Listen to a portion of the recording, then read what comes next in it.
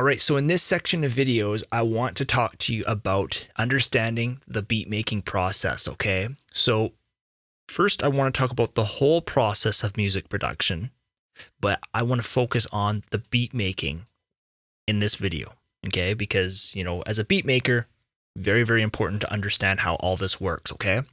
So, the whole process of music production is there's beat making, there's arrangement, there's mixing, there's mastering, and there's sound design. Now, you may have heard me talk about this quite a bit, but it's very important you understand it because these are the different stages of music production.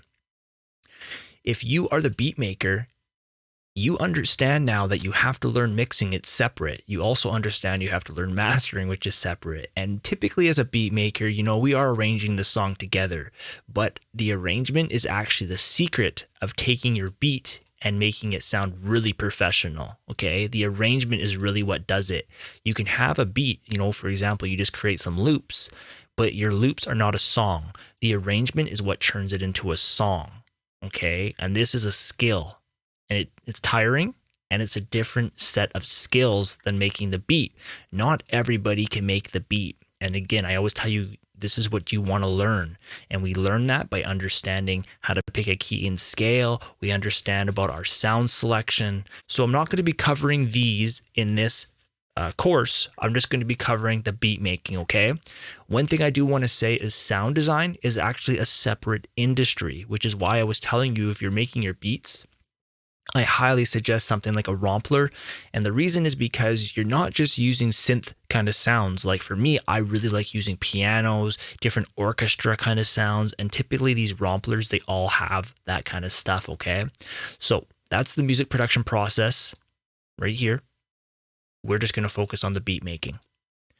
Okay, so here's what you need to learn when it comes to beat making. It's not too intense. I just kind of broke these into very, very fundamental things, which I highly recommend that you learn. So knowing a key and a scale, we will talk about that in FL Studio. So FL Studio has a built-in scale helper to teach you this. Now, if you don't understand how a piano works, there is 12 notes in an octave. So when you go up an octave, for example, it could be A4, you go up an octave as A5, up an octave A6. Same thing if you go down. So if it's A4, then you go down, it's A3. A2. Now, when you pick a key and a scale, look here. So even though there's 12 notes in an octave, you can actually only use 7 notes within a key and a scale. It's very important for you to understand. Once you understand that, you're on your way. So when you're making your melodies, which is, typically just kind of single notes, or if you're programming chords, they must have those same 7 notes. Okay? So when you pick a key and a scale, it gives you 7 notes that you're allowed to play. If you go up and down the octaves, those 7 notes just keep repeating because there's 12 notes in an octave. If you go from A4 to A5, the 7 notes keep going up and down.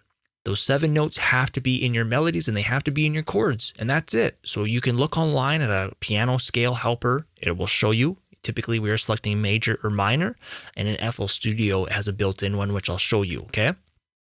You also want to understand the order of your plugins. They do matter. They don't always make a huge difference, but it is important to know.